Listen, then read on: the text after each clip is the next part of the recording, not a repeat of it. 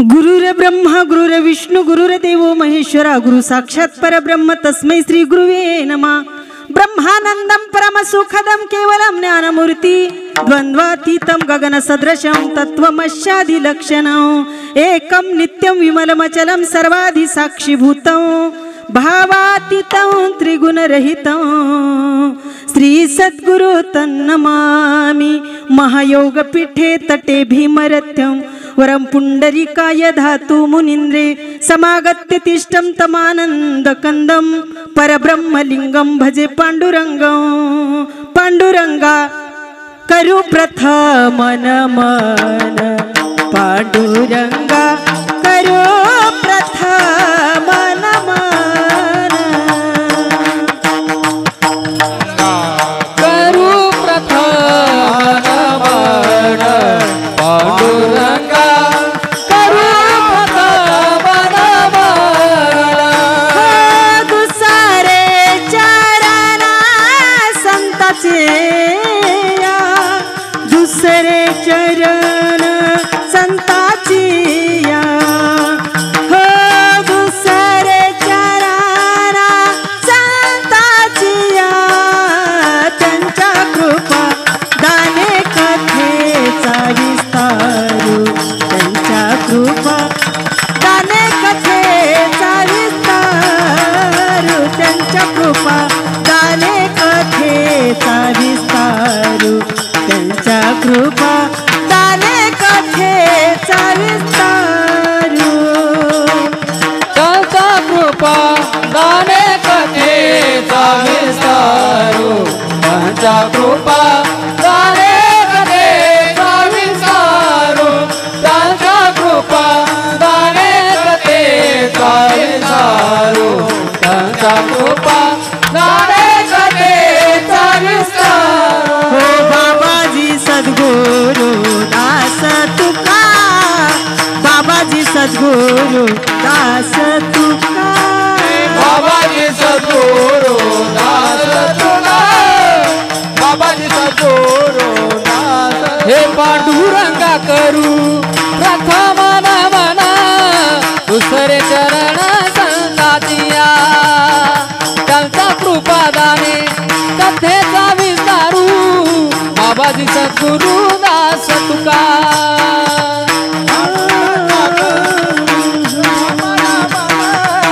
दुसरे चरण संतातिया त्यांच्या कृपादाने कथेचा विस्तारू बाबाजी सद्गुरु दास तुका।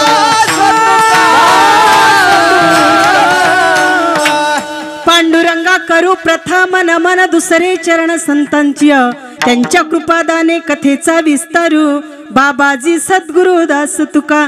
जयाचे केलिया स्मरण होय सकळ विद्येचे अधिकरण तेची वंदो श्री चरण श्री गुरुचे ते नमस्कारुनी आता। ओम नमो ज्ञानेश्वरा करुणा करा दयाळा तुमचा अनुग्रह लाधलो पावन झालो चराचरी मस्तक हे पायावरी या वारकरी संतांच्या सेवे लागी सेवक झालो तुमच्या लागलो निज चरणा। असो नसो भावाला तुझी आठाया तुझी आठाया कृपा दृष्टी पाहे मजकड पांढारी राया। हे कृपा दृष्टी पाहे मजकड पंढरी राया।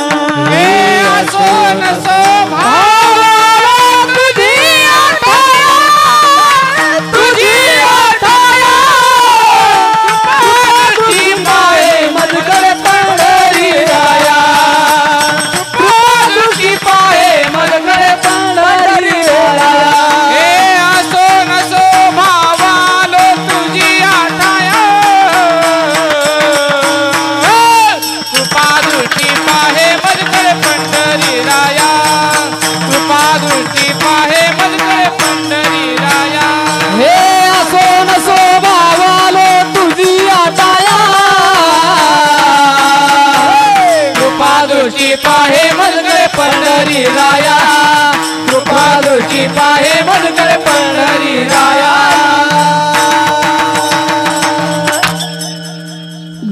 आजी दिन झाले संताचे दर्शन, झाली पापा तापा तुटी, दैने गेले उठा उठी प्रस्तुत.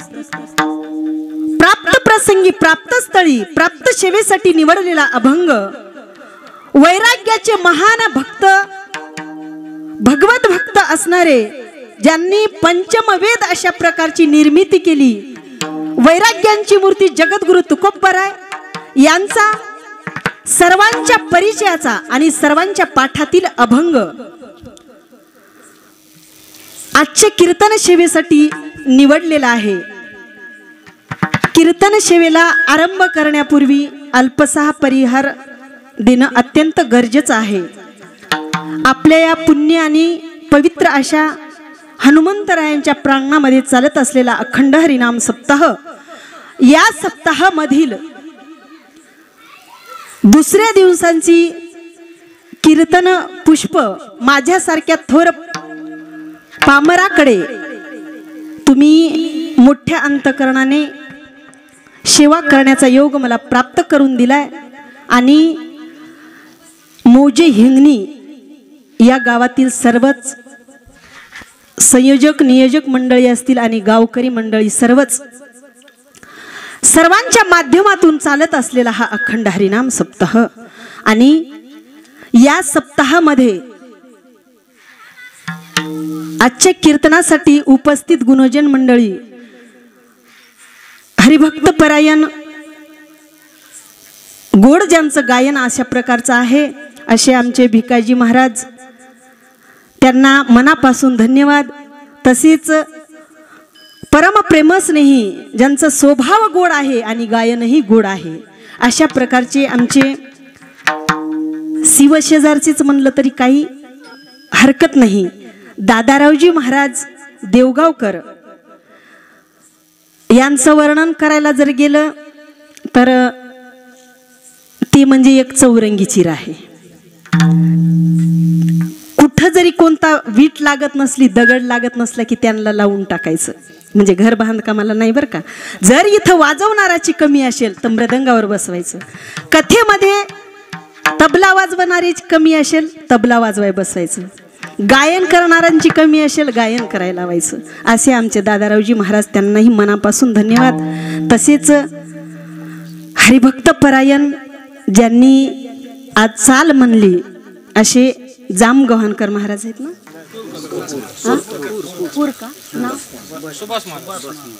हरिभक्त परायण सुभाष महाराज पूरकर यांनाही गोड असं गायन केलं त्यांनी.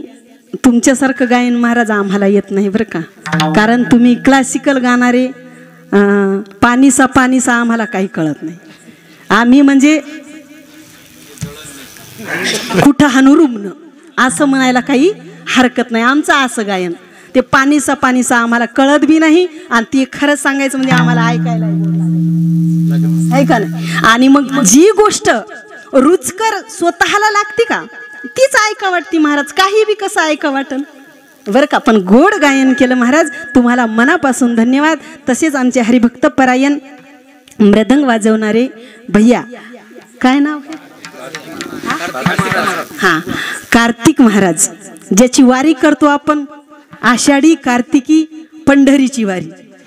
आता कार्तिक महाराज असे वाजवणार आहेत. गोड अशा प्रकारचं त्यांच्या हातातून बोल निघतात महाराज. तोंडातून निघणं तर सहजच आहे, काय त्याच्यामध्ये वाणीचं कामच हे बोल बोलायचं, परंतु त्यांच्या हातातून बोल निघतात. असे आमचे गोड स्वभावाचे, एकदम कमी वयाचे, आणि 2-3 लेकरं असतील कदाचित, का नाही नाही का, मग होतही बी नाही, काय टेन्शन घेऊ नका. तुम्हालाही मनापासून धन्यवाद. तसेच आमचे गावातील आता सर्वच भजनी मंडळी बरं का, आणि सर्वांचंच नाव आमचे प्रकाश महाराज असतील, तसेच कुटे महाराज असतील. हे बघा ना, आमचा परिचय लय दिवसापासून ते महाराज रात्री म्हणत होते का तसं, पण नावं नाहीत लक्षात राहत. कुठं कुठं नावं लक्षात ठेवा महाराज. पण ती गुणोजन मंडळी, त्यांचं नाव अत्यंत गरजेचं आहे. आपले प्रल्हाद महाराज, भक्त प्रल्हाद महाराज, सगळेच इथं सनकादिक 88,000 ऋग्वेदी ब्राह्मण जसे भागवतात आहेत ना, तसे इथं सगळेजण आहेत 88,000. तुमच्या सहित सगळे गावकरी घरी झोपलेले आहेत त्यांच्या सहित सर्वांच्या चरणी नतमस्तक होऊन, माझ्या सद्गुरू माऊलींच्या चरणी नतमस्तक होऊन, हरिहरांच्या चरणी नतमस्तक होऊन, हनुमंतरायांच्या आणि भगवान बाबांच्या चरणी नतमस्तक होऊन आजच्या सेवेला ओळूया. विठ्ठला विठ्ठल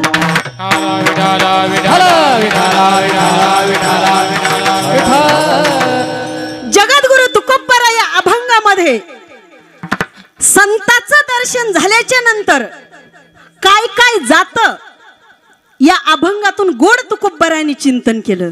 ते म्हणतात, ज्या दिवशी संताचं दर्शन जीवनामध्ये झालं त्या दिवशी तो दिवस धन्य आहे. पहिले दिवसाला धन्यता दिली आणि दर्शन झाल्याच्या नंतर पुन्हा दुसऱ्या चरणात काय काय जाते बघा तुम्ही.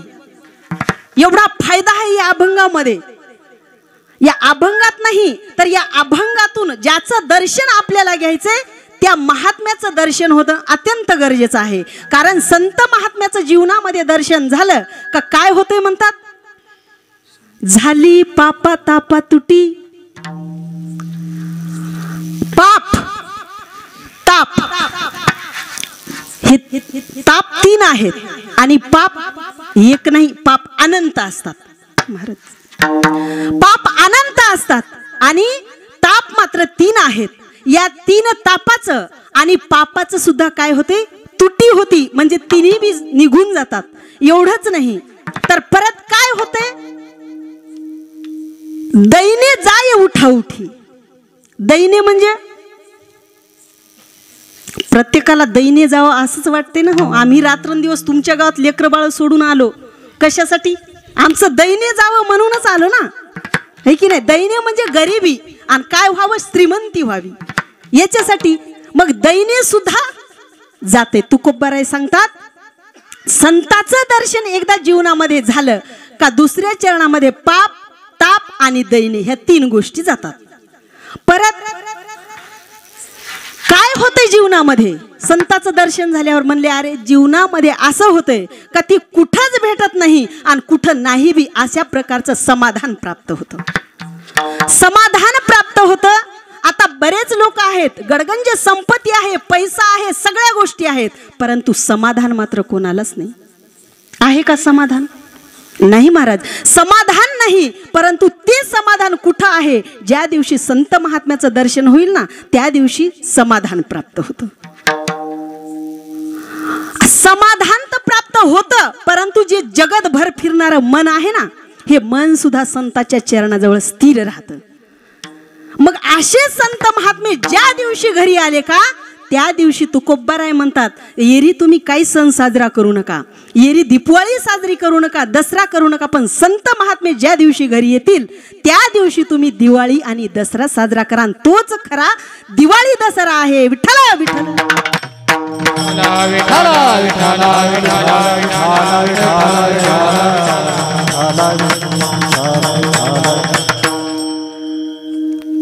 जगद्गुरु तुकोबरायांनी सुंदर अशा प्रकारचं या अभंगामध्ये चिंतन केलं. महाराज, आपण या अभंगाचं चिंतन करण्यापूर्वी एक सर्वांना माफी मागून विनंती आहे माझी की आता फक्त माझ्याकडे राहिले 52 तास.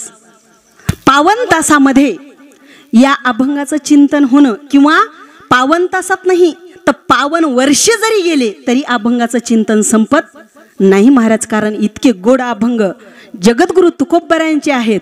नोहे नोहे संत नामदेव महाराजांचे अभंग आहेत, ज्ञानेश्वर महाराजांचे अभंग, गोड चिंतनाचे अभंग आहेत. या चिंतनाला वेळ आपल्यासाठी फार अपुरा असतो, हे की नाही. वेळ अपुरा असल्याच्या योगानं सगळा अभंग त्याचं चिंतन करणं काय आपल्याच्यानं शक्य नाही. कारण आपण कोण आहेत, पामर आहोत. मज पामर आहे काय थोरपण, पायीची वाहन पायी बरी. आता तुकोबरायांचं प्रमाण आहे.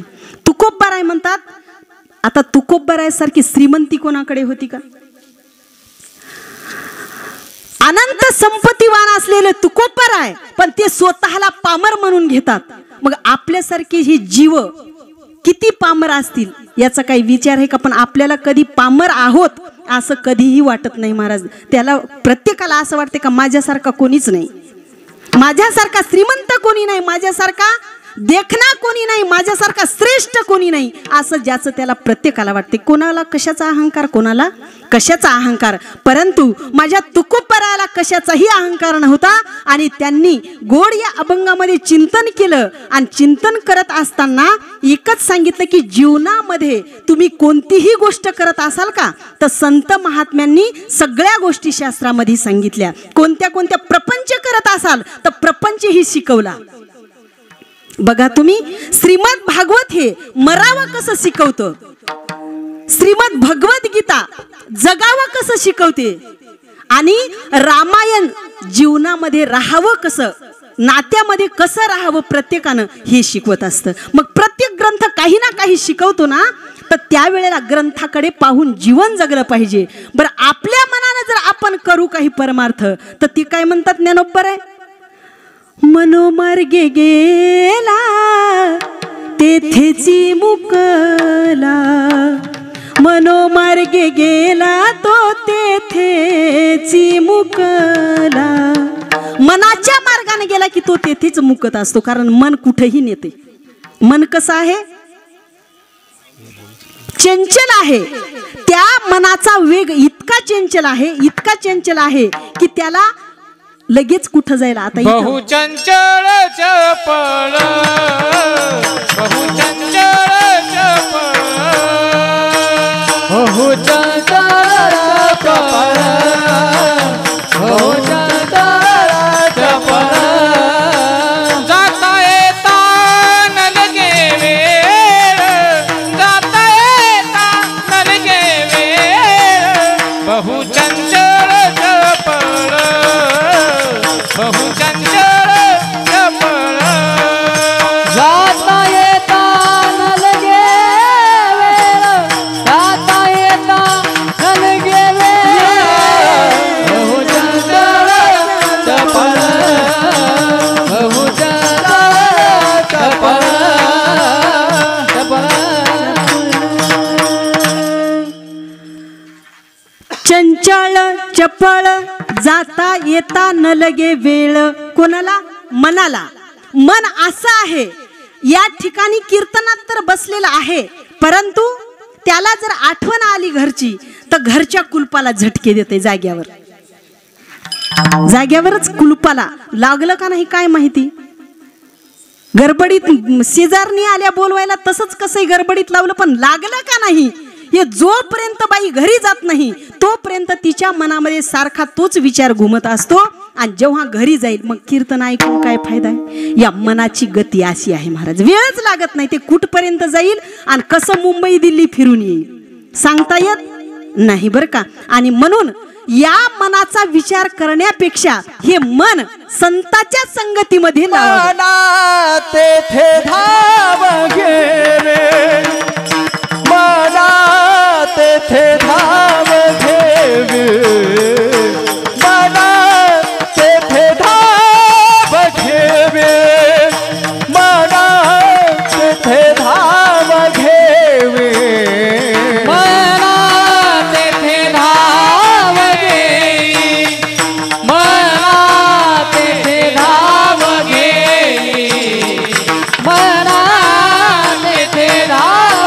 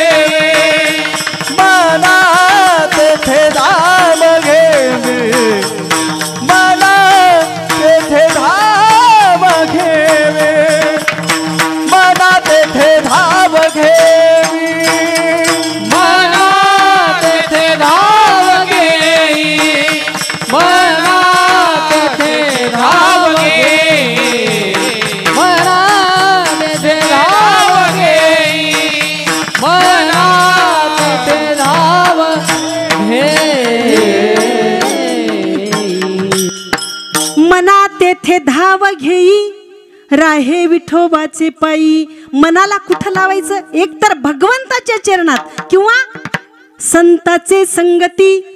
मनोमार्ग गती आकळावा श्रीपती येणे पंथे. कारण डायरेक्ट देवाकडे जाऊ शकत नाही महाराज.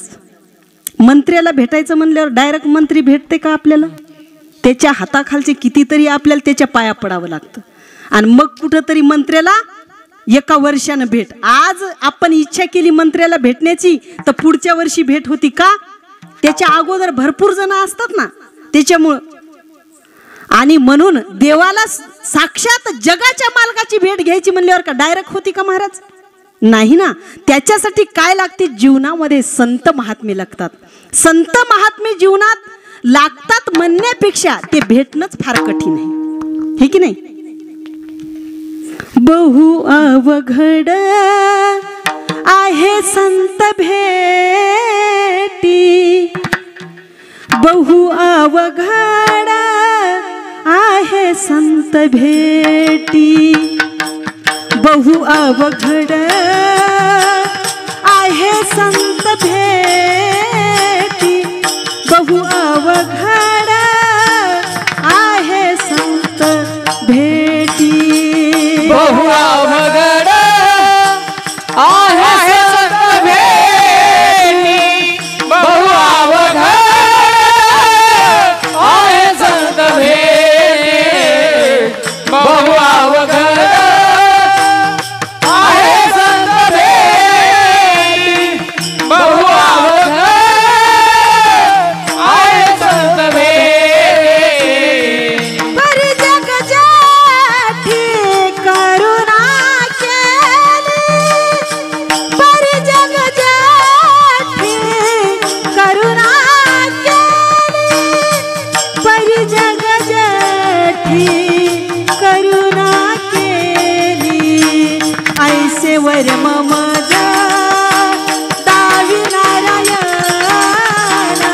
ऐसे वर मम दावी नारायण. ऐसे वर मम दावी नारायण. ऐसे वर मम दावी नारायण. ऐसे वर मम दावी नारायण.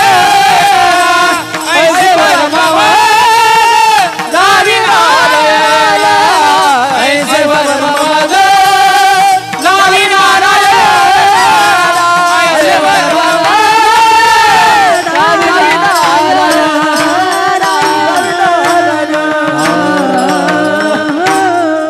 बहु अवघड आहे संत भेटी.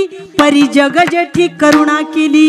आता संताची भेट होण्यासाठी आपल्याला मनानं संत कळत नाहीत बरं का. कारण या कलियुगामध्ये संत ओळखणं फार कठीण झालं. आणि जर का कोणाला संत भेटलेच यदा कदाचित तर त्याच्यावर समजायचं जगजेठीची म्हणजे माझ्या परमात्म्याची कृपा झाली.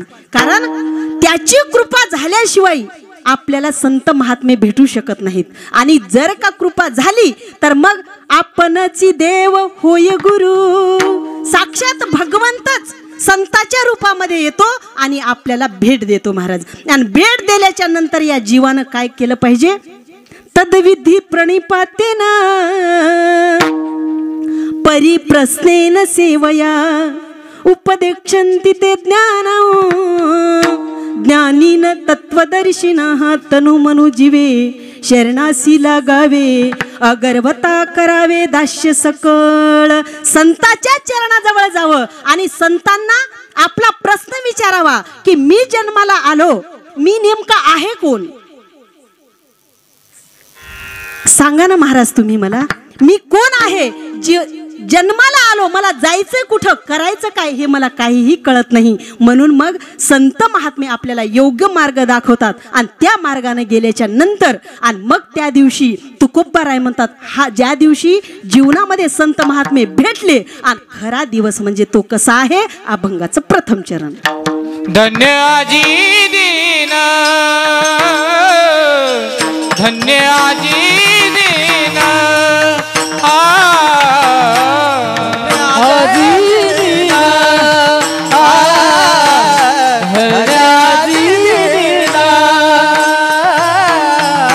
धन्य आजी दीन आजी दीन धन्य आजी दीन धन्य आजी दीन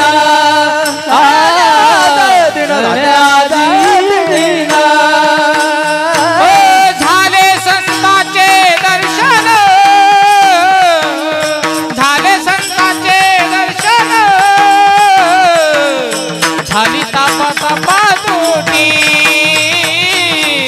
झाली पापाचा पातोटी हे झाले संतांचे दर्शन झाले संतांचे दर्शन झाली पापाचा पातोटी झाली पापाचा पातोटी हे धन्य आजी दीन झाले संतांचे दर्शन झाले संतांचे दर्शन झाले संतांचे दर्शन झाले संतांचे दर्शन झाले संतांचे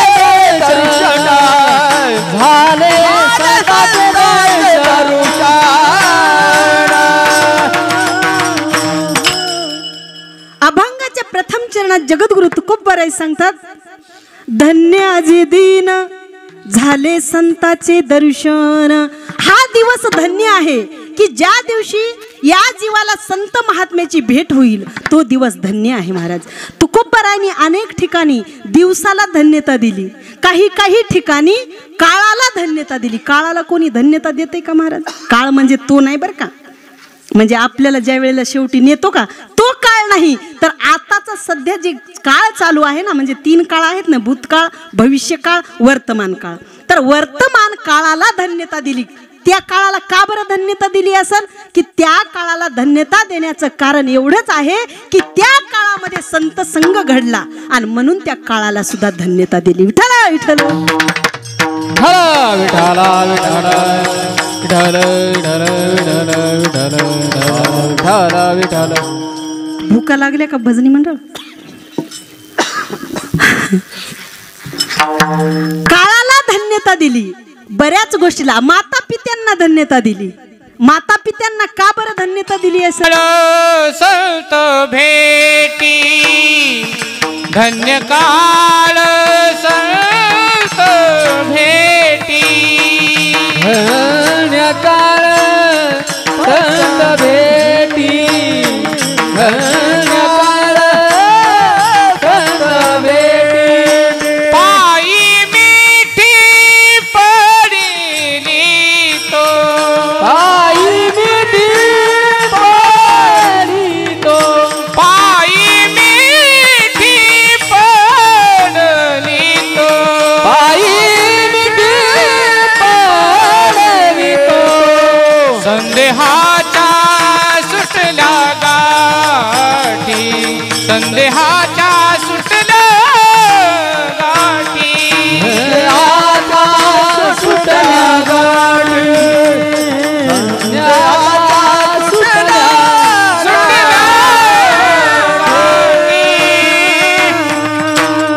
धन्य काळ संत भेटी पायी मिठी दिली, पडले तो पायी मिठी पडली से. धन्य काळ संत भेटी, काळाला धन्यता दिली. कारण ज्या वेळेला संत महात्म्याच्या चरणावर मिठी पडली ते काळ धन्य आहे.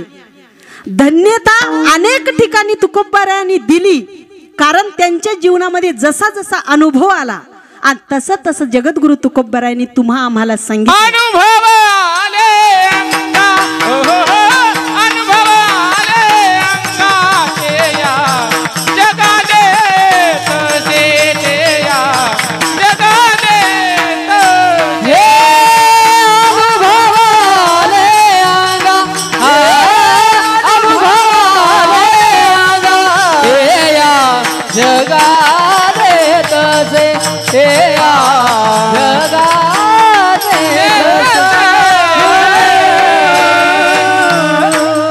अनुभवामध्ये आलं आणि तेच आपल्या समोर वर्णन करून सांगितलं. महाराज आपल्याला सुद्धा अनुभव यावा, पण आपल्याला अनुभव परमार्थातला आता नाही जरी आला तरी प्रपंचातला अनुभव आहे ना. कसा आहे प्रपंचातला? तरी मला तर माझ्या मताने नाही प्रपंचातला एवढा अनुभव. सांगा बरं, इतक्यापैकी लग्न कोणाकोणाचे झाले? ज्याचे ज्याचे लग्न झाले त्यानं खालीच हात ठेवायचे आणि ज्याचे नाही झाले त्यानं वर करायचे, लहान लेकरायला सोडून. प्रत्येकाचं लग्न झालं, परंतु आतापर्यंत प्रपंचामध्ये आपली पत्नी आपल्याला एकाही शब्दानं बोलली नाही. असं वर हात करा. म्हणजे तुम्हाला सगळ्याला एकही शब्द बोललीच नाही ना. म्हणजे जीवनामध्ये भांडणच नाही म्हणा की. मग तर रामराज्य राम यायच्या अगोदरच झालं की हो. रामराज्यच झालं या हिंगणीमध्ये. पंचक्रोशीमध्ये सुद्धा, आता पंचक्रोशीतली काही भजनी मंडळ असेल ना, कोणाचंच भांडण झालं नाही असं तुम्ही हात वरच केले नाही ना. याचा अर्थ तुमचं पत्नीसोबत भांडण कधीच झालं नाही. पत्नी तुम्हाला कधीच बोलली नाही. म्हणजे वाईट बरं का, असं तर बोललीच असेल ना, परंतु भांडणामध्ये कधी काहीच बोलली नाही. भांडणच झालं नाही. रामराज्य 100% आलं तुमच्या गावामध्ये. तुमच्या इकडे बोलत नाहीत का?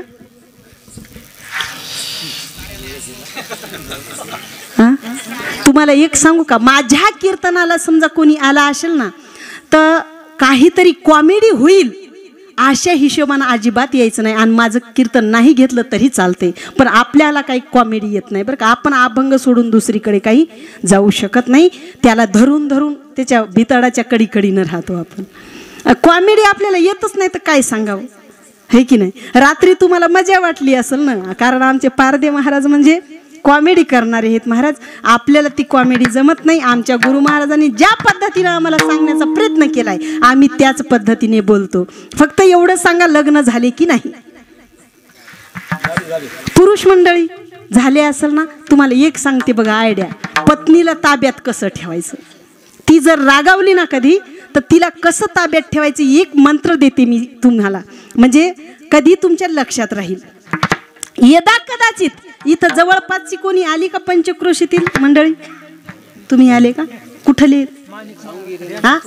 बरं, आता तुम्ही पत्नीला सांगून आले असेल ना 8 ते 10 कीर्तन हे आले ना सांगून, आहे का? पण 8 ते 10 कीर्तन. यदा कदाचित मी माझ्यासारखी जर बडबड करणारी बाई असली तर 10:30 वाजतात ना. आणि मग सगळं व्हायला आरती वगैरे काय काय तेवढं असते का कीर्तन संपल्यावर, ते सगळं व्हायला 11:15 वाजतात. आणि मंडपातून बाहेर निघायला 11 वाजतात. घरी जायला 11:30 वाजतात. पत्नी मग तुमच्यावर काय करती? आरती का? नाही ना महाराज. ती कशी होती मग? अशी फुग्यासारखी फुगती. तिला वाटते माझा नवरा 10:30ला घरी येणार होता. बरं जाऊ द्या, कोणी पाहुणे मंडळी भेटली, 15 मिनिटं गेले म्हणजे 11:45ला येणार होता. याला 11:30 वाजलेच कस काय? नेमकं काय कारण असेल असं तिच्या मनामध्ये कल्पना निर्माण होतात. आणि मग ती म्हणती, घरी गेल्याच्या नंतर ती बोलत नाही, तुम्हीच जाता घरी आणि गेल्याच्या नंतर काहीच नाही म्हणायचं. आता ती रागावली तुम्हाला हे पक्क माहिती आहे बरं का, पण तुम्ही इथं कीर्तनात सांगणं रागवत नाही म्हणून तुम्हाला वाटते कुठं बेइज्जती करायची. प्रत्येकाची पत्नी ओरडती महाराज, प्रत्येकाला. मी सुद्धा माझ्या मालकाला ओरडते. असं थोडंच हे कीर्तन करते म्हणून काय होत नसते काय, प्रत्येकाचं होते बरं का.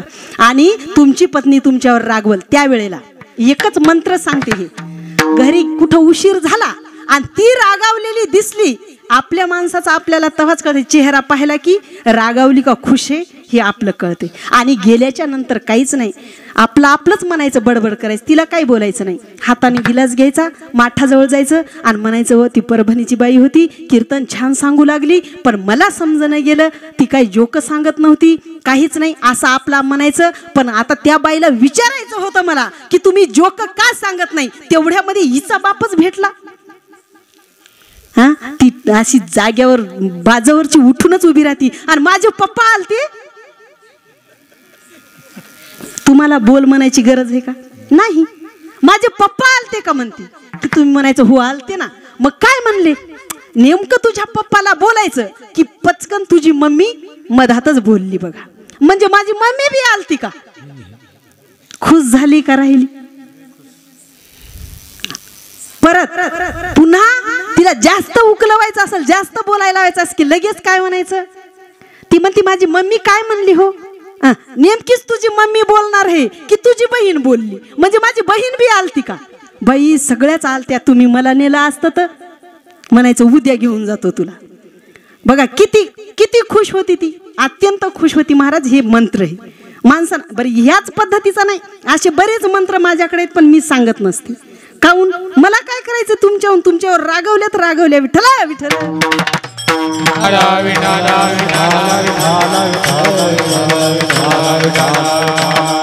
अशा पद्धतीनं जीवनामध्ये जीवन जगायचं का? तर दोघांनी चांगलं राहिलं पाहिजे बरं का. दोघांनी नाही, आपल्या लेकरांनी सुद्धा आपल्यामध्ये, नाहीतर कशाचं लेकरू आई वडिलांची भांडणं व्हायली, आई वडिलांची भांडणं झाली की हे रस्त्याला जाते आणि पोरांना लहान लहान सांगते, तिथं माणसं बसलेली माझे मम्मी न पप्पा ढिशिम ढिशिम करायले. म्हणजे यांच्या दोघांची भांडणं सगळ्या गावामध्ये लहान लेकरं सांगतात. याचं कारण एकच की लहान लेकरासमोर आपण जर पती पत्नीनं भांडण केलं तर त्यांच्यावर परिणाम सुद्धा तोच होतो. काहीही तुम्ही त्यांच्या समोर करा लेकरासमोर, त्याला परिणाम त्याचप्रमाणे होणार. म्हणून त्याच्या समोर परिणाम होते ना, तर त्याच्या समोर काय केलं पाहिजे? भगवत चिंतन केलं पाहिजे. भगवंताचं नामस्मरण जर केलं, आता लहान लहान लेकराला आतापासून, मी मगवत सांगून गेले कथेमध्ये, लहान लेकराला आतापासून वळण लावायचं हे की नाही. अहो एका गावामध्ये इथं शिक्षक लोक कोणी नाहीत ना, आणि त्याला अनुसरून म्हणतही नाही मी, कोणाच्या अंतःकरणाला दुःख लागेल असं माझी काही इच्छा नाही. परंतु एका गावामध्ये आम्ही गेलो आणि त्या गावामध्ये ते शाळेला तपासण्यासाठी मोठे साहेब लोक आले. त्याला काय म्हणतात? शाळेला तपासाय आल्याच्या नंतर इन्स्पेक्शन का काहीतरी म्हणतात ना, आपल्याला इंग्लिश येत नाही, मी शिकलेच नाही. आणि तर ते साहेब लोक आल्याच्या नंतर वर्ग शिक्षक, जिल्हा परिषदचे बरं का, जिल्हा परिषदच्या शिक्षकांची अशी कहाणी झाली. जिल्हा परिषदचे शिक्षक सगळे काय करायलेत, असं केलं कीच कळालं तर असेलच तुम्हाला, सगळे शिक्षक लोक खेळायलेत आणि खेळायला हे लेकर इकडे धिंगाणा करायला. तेवढ्यामध्ये साहेबांचा प्रवाना तिथं झाला, म्हणजे आक्रमण झालं त्यांचं. आणि गेले साहेब लोक, गेल्याच्या नंतर सगळे लेकर जाऊन आपले आपले बसले, धिंगाणा करू लागले. पण साहेब लोक दिसल्याच्या नंतर आपल्या आपल्या वर्गात गेले. गेल्यावर साहेबांनी विचारलं, ए मुलांना तुम्ही खेळतायत म्हणले, तुमचे शिक्षक कुठे गेले? ते म्हणले ऑफिसमध्ये आहेत. काय करतायत? मुलांना काय माहित काय करतायत? त्यानं सांगितलं आम्हाला काय माहित नाही. बरं चला बसा म्हणले आपल्या आपल्या जागेवर, तुम्हाला प्रश्न विचारणार आहोत आम्ही. मुलं बसले आपले एकमेकांच्या आपल्या आपल्या जागेवर. बसल्याच्या नंतर त्या साहेबांनी प्रश्न विचारला. म्हणले असे 9-10 मुलं समोर होते. त्याला सांगितलं, उठ, काय नाव आहे तुझं?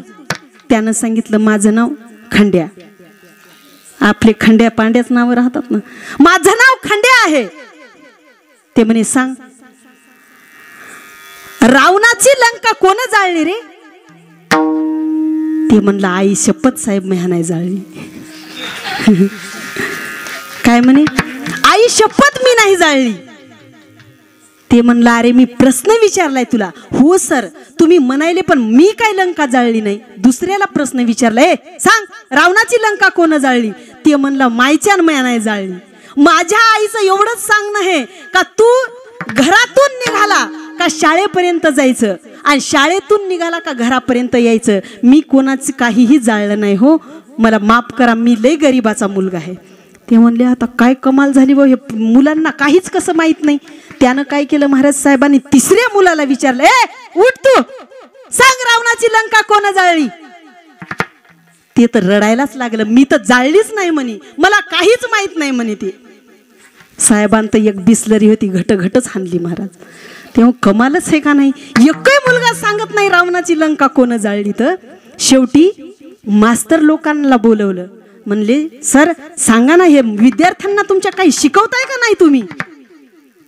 त्यांनी सांगितलं हा शिकवतोच ना. मग यायला साधा प्रश्न येत नाही. काय प्रश्न विचारला सांगा ना? काय नाही म्हणले, साधा प्रश्न आहे हो, रावणाची लंका कोण जाळली? ते म्हणले हे बघा साहेब, अशा भानगडीत आमचे लेकर पडतच नाहीत. कोण म्हणायलाय? वर्ग शिक्षक बरं का. असल्या भानगडीत आमचे लेकर पडतच नाहीत बघा. तुमचा प्रश्न सांगा बरं. ते म्हणले अरे प्रश्नच माझा हे रावणा रावणाची लंका कुणं जाळली? ते म्हणले अजिबात, इकडं तुम्ही ते म्हणूच नका, आणि इथं म्हणले तर म्हणले आता गावात जाऊन तरी तसं म्हणू नका, कारण या गावातले लोक तसे नाहीच आहेत. त्यानं महाराज एक माठ होता, माठामध्ये डेक्सीच बुडवली आणि घटच पिली, त्याला घामच सुटला. काय कमाल आहे म्हणे, या वर्ग शिक्षकाला सुद्धा कळणं. ही सगळी दिंडी गावात आली महाराज. ते म्हणले चला बरं गावामध्ये या 5 पंच कमिटीला विचारू की असे कसे वर्ग शिक्षक आहेत, तुम्ही शाळेमध्ये लक्ष देत नाहीत का म्हणून. आले महाराज सरपंचाच्या घरी. पहिल्यांदा डॉक्टर साहेबाला विचारलं सरपंचाचं घर कुठे. डॉक्टर साहेब म्हणले बाबा इकडं घर आहे, आणि डॉक्टर साहेबांनी नुसतं काढून दिलं बरं का. सरपंचाच्या घरी गेले, इथल्या नाही बरं तिकडल्या, इथल्याच माणसाला नाही तर. आणि गेले सरपंचाच्या घरी. सरपंचाला पोलीस पाटलाला सर्वांना बोलवलं आणि सांगा म्हणले कसे काय तुम्ही इथं आले, विचारतायत ते गावातले. ते म्हणले काहीच नाही, मुलांना काही शिकवतायत का नाही तुमचे वर्ग शिक्षक, तुम्ही जाऊन कधी विचारत नाहीत का. ते म्हणले हा विचारतो ना, लेकरांना बी भरपूर काही येते. नाही म्हणले साधा प्रश्न आहे तरी या लेकरांना आला नाही. म्हणले काय प्रश्न आहे, काहीच नाही, एवढंच विचारलं. म्हणले रावणाची लंका कुणं जाळली. ते पोलीस पाटील म्हणे तुम्ही येडे गिडे आहेत का काय हो, आतापर्यंत माझ्याकडे अगोदर फिर्याद येते म्हणे कोण जाळली म्हणून, आतापर्यंत कोणी आलंच नाही आणि कोणी म्हणलंय नाही कोण जाळली तर, आणि आमच्या गावात कोणीच जाळली नाही. आता इथून तिथून सगळे येडपट तसेच म्हणल्यावर काय सांगावं महाराज. मग याच्यासाठी लहान लेकराला ग्रंथातल्या सगळ्या गोष्टी कळाव्या, सगळ्या गोष्टी समजाव्यात, याच्यासाठी आपल्याला लहान लेकराला या संस्कार लावण्याची गरज आहे. सगळे लेकरं जर तसेच होतील, सगळे जर म्हणत असेल नाही मी जाळलीच नाही, सीता कोण पळून नेली आमच्या गावात, नाहीच तसा माणूस पळून नेणारा, असे जर म्हणणारे निघले तर उद्या काय होईल आपल्या लेकरांचे हाल. आज रामराज्य येणार आहे महाराज, आणि राम आपल्या डोळ्यासमोर त्याची प्राणप्रतिष्ठा होणार आहे. आणि अशा रामराज्यामध्ये आपल्याला रावणाची लंका कोण जाळली हे जर आपल्या लेकरांना नाही कळालं तर आपण तरी काय उपयोग हे जीवन जगून, सांगा बरं तुम्ही. आपल्यासारखे पशु पक्षी किती आहेत. नाथबाबा म्हणतात की ज्या माणसाला परमार्थ कळत नाही, जो माणूस परमार्थ करत नाही, अशा माणसापेक्षा कोण बरे. झोपी गेले काय पशु काय पाप पुण्य, मागचे झोपले काय, मला मागे दिसना बरं का.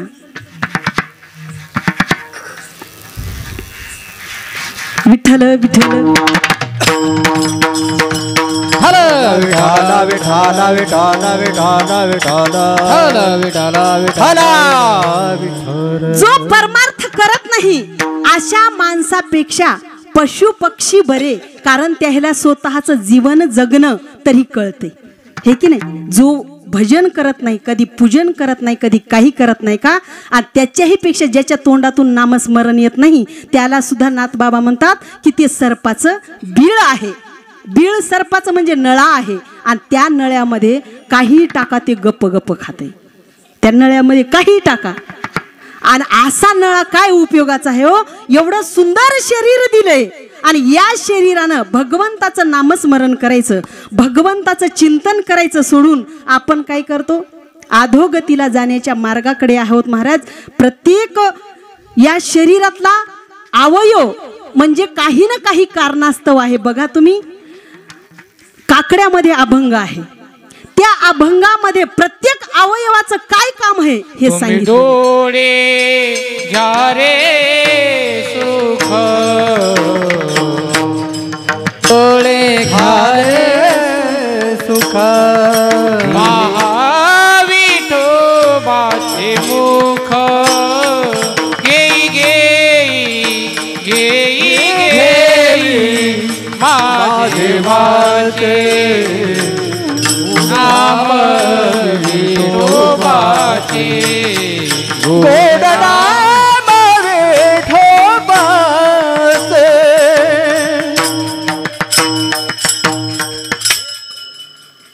घेई घेई घेई रे घेई माझे वाचे, गोड नाम विठोबाचे. या वाचन भगवंताचं नामस्मरण, किंवा वाहे रंगे टाळी नाचे न उदास, हे देई हातास पाया सुख. प्रत्येक अवयवाला काम आहे महाराज. आणि हे एका शरीरामध्ये राहणारे अवयव इतके इमानदारीनं काम करतात, इतके इमानदारीने राहतात, एकमेकासोबत भांडण करत नाहीत. बरं, ते एकमेकाचं काम सुद्धा करत नाहीत बरं का. ज्याचं तेच काम करतात, अजिबात इमानदारीने करतात. डोळ्याचं कधी दुखायले तर कान म्हणत नाही की आजच्या दिवस मी तुझं काम करतो पाहण्याचं. नाही, कानाचं कानालाच काम करावं लागेल, डोळ्याचं काम डोळ्यालाच करावं लागेल, हाताचं काम हातालाच करावे लागेल. पण हाताचं काम काय? टाळी वाजवणं. टाळी वाजवणं काम आहे. तर मग आता टाळी वाजवत असताना माझे तुकोबाराय सांगतात, कर टाळी बोला मुखी हरिनाम, लागोनिया पाया विनवितो तुम्हाला, लागोनिया पाया विनवितो तुम्हाला, कर टाळी बोला मुखी हरिनाम, विठ्ठल विठ्ठल मना वेळोवेळा, हा सुख सोहळा स्वर्गी नाही. हे सुख सोहळा स्वर्गामध्ये सुद्धा नाही. कारण जर स्वर्गामध्ये हे असतं तर स्वर्गातले लोक म्हणले नसते, स्वर्गीचे अमर इच्छिताती देवा, स्वर्गीचे अमर इच्छिताती देवा, मृत्यू लोकी भावा जन्मामा, मृत्यू लोकी भावा जन्मामा, स्वर्गीचे अमर इच्छिताती देवा, स्वर्गीचे अमर इच्छिताती देवा, मृत्यू लोकी भावा जन्मामा,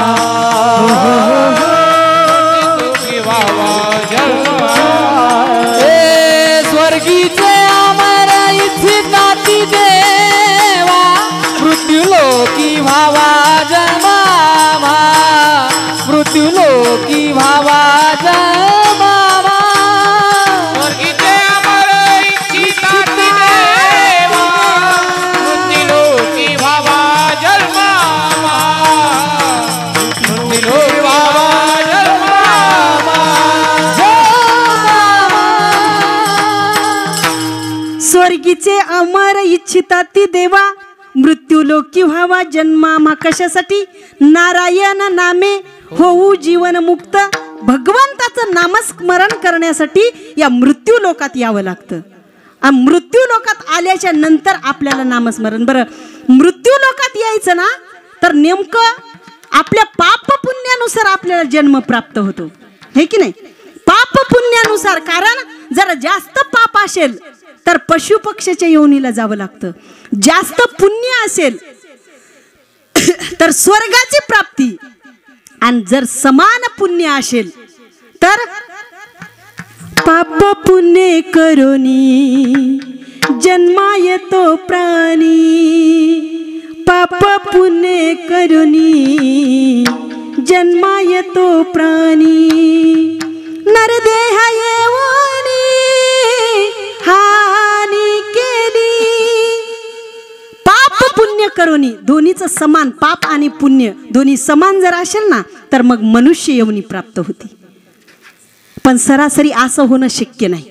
पाप आणि पुण्य दोन्ही बरोबरीला होणं हे शक्य नाही महाराज. आणि जर का समजा आपल्याला नुसतं पुण्यच करायचं असेल, पुण्यच जर प्राप्त करून घ्यायचं असेल तर स्वर्ग. पण स्वर्ग कुठपर्यंत? जोपर्यंत पुण्य आहे तोपर्यंत त्याच्यातले भोग आपल्याला प्राप्त होतात. आणि एकदा का पुण्य संपलं की मग मात्र परत मृत्यू लोकात यावं लागतं. मग आता पुण्य तर संपून गेलं, राहिलं शिल्लक पाप. आणि त्या पापाच्या नुसार आपल्याला जन्म प्राप्त होतो. कारण मग आता पाप किती हे आपलं काय सांगता येते का? नाही. मग हे पाप नाश करण्यासाठी किंवा पाप जळून भस्म होण्यासाठी आपल्याला संताच्या चरणाची गरज आहे. तेव्हा आपलं हे पाप काय होतं?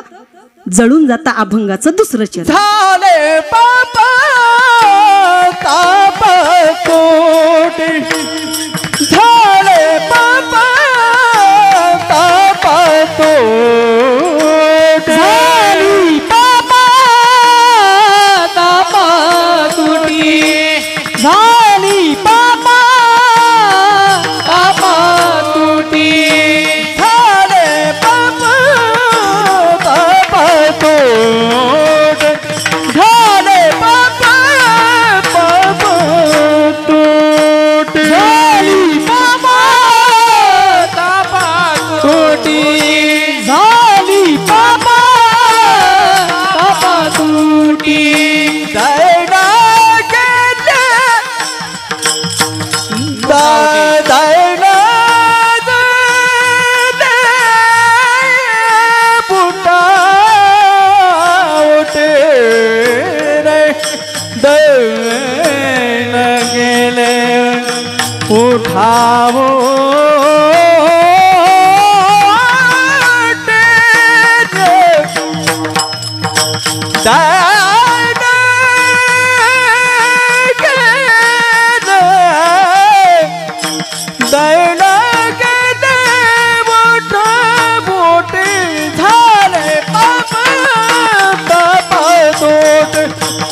झाले बाबा ताप तो दैन गेले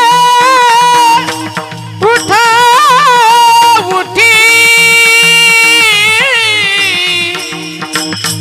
दैन गेले उठा उठी दैन गेले दैन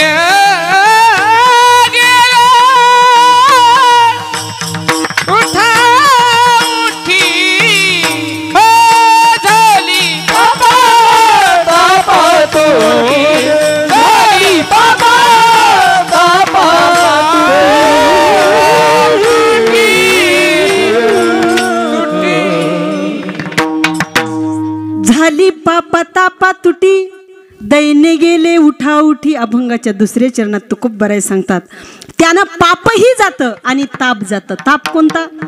आध्यात्मिक ताप, आधी भौतिक ताप आणि आधी दैविक ताप.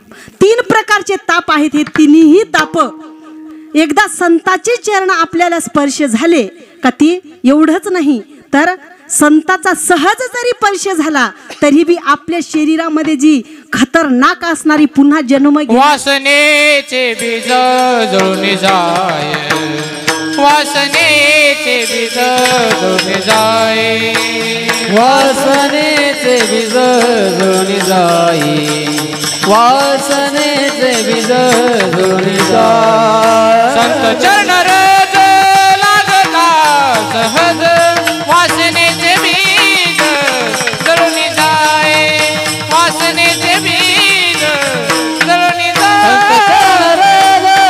लागता सहज वासनेचे बीज जळून जाई वासनेचे बीज जळून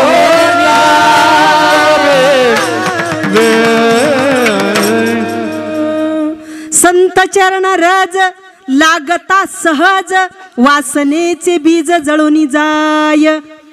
संताचे चरण सहज जरी लागले किंवा त्यांच्या चरणाची धूळ म्हणजे रज म्हणजे धूळ कण ते छोटे छोटे कण सुद्धा आपल्याला स्पर्श झाले का तर आपल्या ठिकाणची जी वासना आहे ना पुन्हा पुन्हा जन्म घ्यायला लावती पुन्हा पुन्हा मरायला लावती.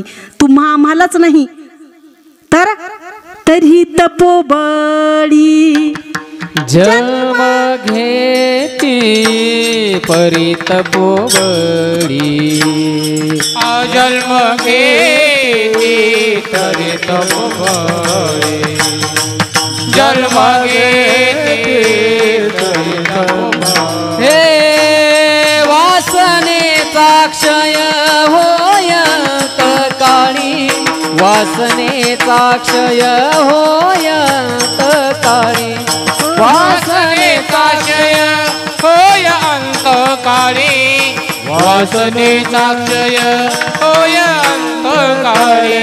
परिता पोबळी जन्म घेणे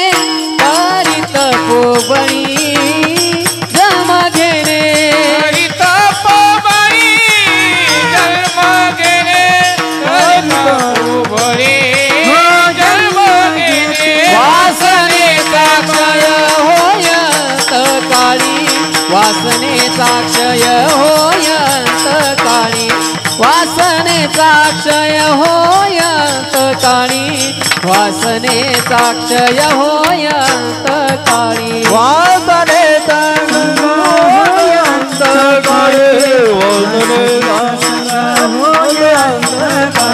वासनेचा होय अंतकाळी वासनेचा क्षय होय अंतकाळी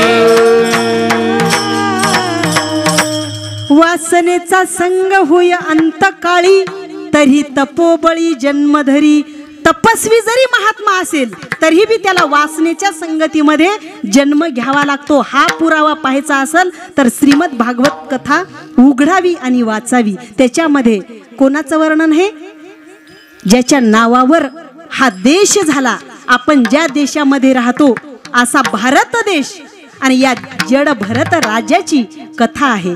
त्या एवढा महात्मा असून त्याला सुद्धा वासनेच्या संगे जन्म घ्यावा लागला आहे की नाही. तपोबळी असला तरी वासनेच्या संगतीमध्ये जन्म घ्यावा लागतो. आणि जर जन्म मरण चुकवायचं असेल, वासना संपवायची असेल तर संताच्या संगतीमध्ये यावं. संताच्या संगतीमध्ये आल्याच्या नंतर काय होतंय हो महाराज? म्हणले अरे जे तुला प्रपंचामध्ये कधी काही भेटलं नाही. काय भेटलं नाही? आपल्याला काहीच भेटलं नाही प्रपंचामध्ये. सतत आपल्या जीवनामध्ये काय आहे? संसार दुःख मूळ चहूकडे विंगळ विश्रांती नाही कोठे रात्रंदिवस तळमळ काम क्रोध लोभ शूनी पाठी लागली ओढाळ कवना मी शरण जाऊ दृष्टी देईल निर्मळ. अशा पद्धतीचा आपला हे संसार आहे आणि या संसारामध्ये आपल्याला कधीही समाधान प्राप्त झालं नाही. ते कुठं होतंय? अभंगाच्या तिसऱ्याच्या झालं समाधान झाले समाधान झाले समाधान झाले समाधान झालं समाधान झाले समाधान झाले समाधान झाले समाधान झाले समाधान झाले समाधान झाले समाधान झाले समाधान झाले समाधान झाले समाधान झाले समाधान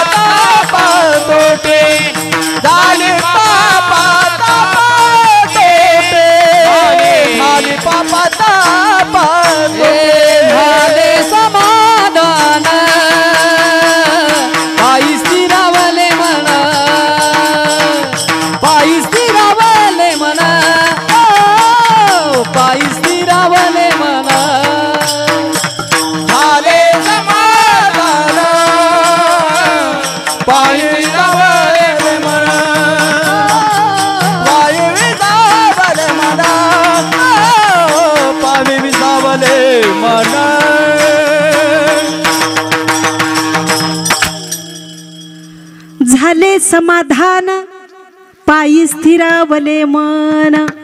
समाधान कुठं होतं? संताच्या चरणाजवळ आलं का काय होते समाधान, किंवा भगवंताच्या कथेमध्ये, भगवंताच्या नामस्मरणामध्ये. तुकोबारायला विचारलं, तुकोबाराय तुमच्या जीवनात समाधान आहे का हो? तुकोबाराय म्हणजे आहे ना. कस काय आहे? नेमकं काय करता तुम्ही समाधान प्राप्त होण्यासाठी? तुकोबारायने गोड उत्तर दिलं महाराज. ते म्हणतात, सदा नाम घोष करू हरि कथा, सदा नाम घोष हरि करू कथा, सदा नाम घोष करू हरि कथा, सदा नाम घोष करू हरि कथा, सदा नाम घोष करू हरि कथा, सदा नाम घोष करू हरि कथा, सदा नाम घोष करू हरि कथा, सदा नाम घोष करू हरि कथा, तेने सदा चित्ता समाधान, तेने सदा चित्ता समाधान, तेने सदा चित्ता समाधान, सर्व सुख सर्व अलंकार, सर्व सुख अलंकार,